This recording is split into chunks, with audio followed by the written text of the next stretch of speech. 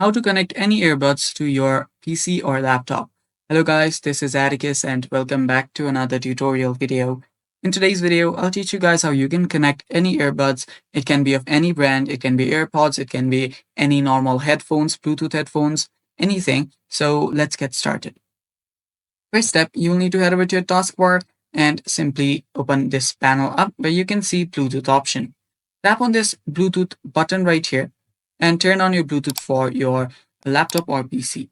Then tap on this drop down option.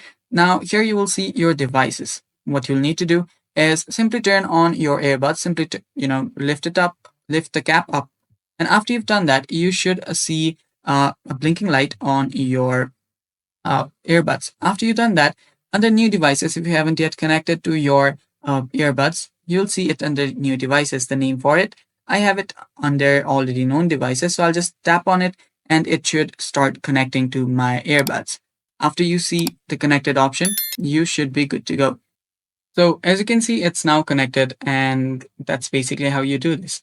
And that's all for today's video as well, guys. Now, if you want to simply disconnect, you can simply press on your Bluetooth device, then tap on the disconnect button as well.